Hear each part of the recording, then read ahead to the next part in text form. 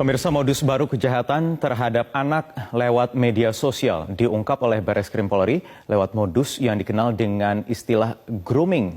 Pelaku berupaya mendapatkan foto maupun video anak saat melakukan kegiatan yang diperintahkan pelaku. Ani Rahmi akan menjelaskan kepada Anda mengenai apa itu grooming dan bagaimana cara orang tua mencegah modus kejahatan ini terjadi terhadap anak-anak mereka. Dalam segmen Fact Check berikut ini, Ani, silakan. Poyo dan juga pemirsa, ada 1.300 foto dan video anak tanpa busana yang ditemukan Bareskrim Polri dari pelaku, yaitu TR. Ada 50 anak yang sudah teridentifikasi dan inilah modus kejahatan seksual baru terhadap anak, yaitu grooming. Kita lihat modus operandi yang berhasil diungkap oleh Bareskrim Polri berdasarkan laporan dari KPAI. Yang pertama adalah pelaku memalsukan akun media sosial seorang guru perempuan. Dalam kasus ini media sosialnya adalah Instagram. Nah, foto guru perempuan diambil lalu pelaku membuat akun baru dengan mengatasnamakan guru tersebut. Pelaku juga melakukan profiling terhadap sang guru dan follower Instagram dari guru tersebut, khususnya anak-anak. Lalu akun Instagram anak di-follow satu persatu oleh akun palsu. Nah, lewat akun palsu berkedok guru perempuan ini pula, pelaku kemudian melakukan kontak dengan sejumlah anak. Tahapan modus yang paling krusial adalah yang kedua, yaitu grooming, yaitu pelaku berupaya untuk membangun hubungan, mendapatkan kepercayaan dan ada hubungan emosional dengan anak, serta berusaha meyakinkan mereka. Tujuannya adalah agar bisa memanipulasi, mengeksploitasi, dan melecehkan. Dalam proses grooming ini pula, pelaku menggunakan banyak sekali taktik, mulai dari berpura-pura menjadi kawan sebaya, memberikan hadiah, memberikan perhatian, nasihat. Pelaku juga mengeluarkan ancaman jika korban tidak menuruti keinginan pelaku. Nah, kemudian pelaku meminta korban untuk berfoto atau merekam video dalam melakukan tindakan-tindakan yang cabul. Foto dan video itu awalnya dikirim melalui pesan privat di medsos atau direct message. Tapi kemudian pelaku berkembang meminta nomor WhatsApp korban. Kemudian begitu mendapatkan nomor WhatsApp korban, maka hubungannya lebih pribadi lagi, di mana foto dan juga video yang direkam ini dikirimkan via WhatsApp, tidak lagi lewat media sosial. Nah, kita lihat siapa saja yang bisa menjadi groomer atau pelaku. Siapa saja bisa menjadi groomer. Bisa orang asing dengan menggunakan akun palsu seperti yang ditemukan oleh Bareskrim Polri, bisa juga bagian dari keluarga. Sementara peran yang bisa dilakukan adalah bisa sebagai mentor, kekasih, sebagai figur idola. Nah, yang menarik adalah yang diungkap oleh Bareskrim Polri ini, pelaku adalah orang asing dengan menggunakan akun palsu. Siapa dia? Dia adalah seorang narapidana laki-laki di Surabaya, berusia 25 tahun, dan pelaku sendiri divonis 7 tahun 6 bulan penjara karena mencabuli tetangganya yang merupakan anak di bawah umur.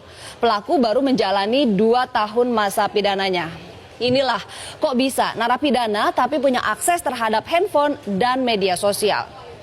Lalu sebetulnya banyak sekali hukum yang mengancam pelaku kejahatan seksual terhadap anak. Sebut saja misalnya Undang-Undang Perlindungan Anak nomor 3 tahun 2014, ada pasal 76E yang menyebutkan larangan untuk membuat anak melakukan perbuatan cabul. Lalu pasal 82 masih undang-undang yang sama yang menjelaskan tentang ancaman pidananya. Ancaman pidananya adalah 5 tahun penjara dan denda 5 miliar rupiah. Ada juga undang-undang pornografi nomor 44 tahun 2008, di mana di sini di pasal 29 ada aturan mengenai larangan memproduksi, memperbanyak, menyebarluaskan konten cabul dan ancaman hukumannya hingga 12 tahun penjara serta denda 6 miliar rupiah. Masih ada lagi, ada Undang-Undang ITE nomor 19 tahun 2016. Di sini disebutkan bahwa ada di pasal 45 ada larangan untuk distribusi dokumen elektronik yang memiliki muatan kesusilaan. Ancamannya 6 tahun penjara dan denda 1 miliar rupiah. Nah, khusus untuk kejahatan seksual terhadap anak, ada Perpu nomor 1 tahun 2016 yang mengatur pemberatan hukuman bagi pelaku. Mulai dari masa pidananya ditambah 1/3, lalu juga ada pengumuman identitas pelaku, jadi biar publik tahu siapa pelaku sebenarnya, dikebiri hingga pemasangan alat pendeteksi elektronis.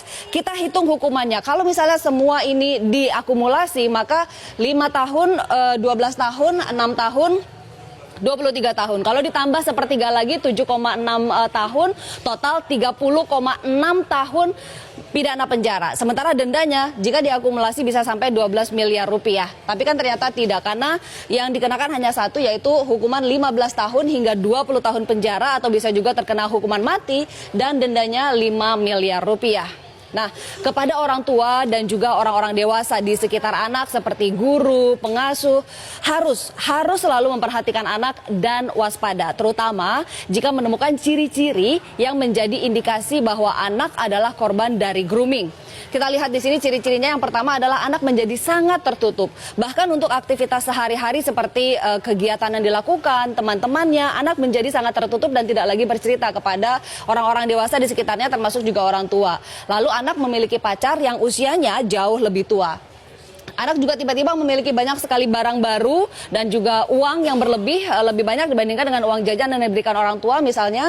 Dan juga anak mudah tertekan, bahkan sensitif.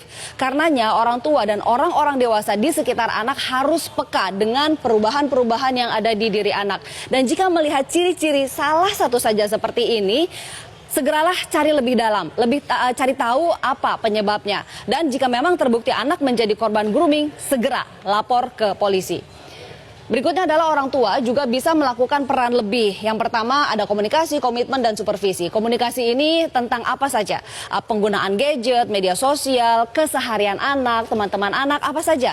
Buka dan jaga jalur komunikasi dengan anak. Termasuk tentu saja tentang keamanan bermedia sosial. Pastikan anak tahu informasi apa saja yang boleh disebarkan dan apa yang tidak boleh disebarkan.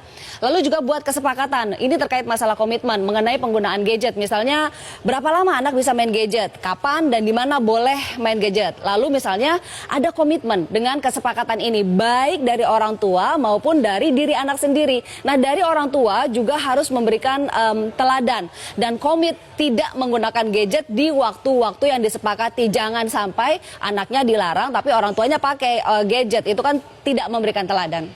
Yang berikutnya adalah supervisi, artinya orang tua dan orang-orang dewasa di sekitar anak harus mengawasi aktivitas anak di dunia maya.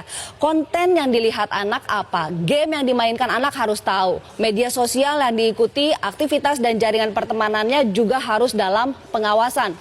Nah, untuk penyedia platform media sosial juga sebetulnya harus punya peran dalam upaya perlindungan anak. Harus ada aturan yang mengikat dan juga komitmen yang tegas. Misalnya, anak tidak boleh bermedia sosial jika memang usianya di bawah 17 tahun dan harus ketat di situ. Juga harus memperketat sistem pengamanan terhadap duplikasi akun. Tidak bisa mengambil foto sembarangan misalnya, dan juga pengamanan terhadap konten-konten yang ada di media sosial. Dan terakhir, lagi-lagi sistem pemasyarakatan. Harus ada larangan yang tegas, jelas, dan juga betul-betul diimplementasikan terkait penggunaan handphone oleh narapidana. Harus ada yang dijewer di Surabaya atas kecolongan seperti ini. Wahyu, kembali ke Anda. Baik, terima kasih Ani Rahmi dalam segmen Fact Check tadi.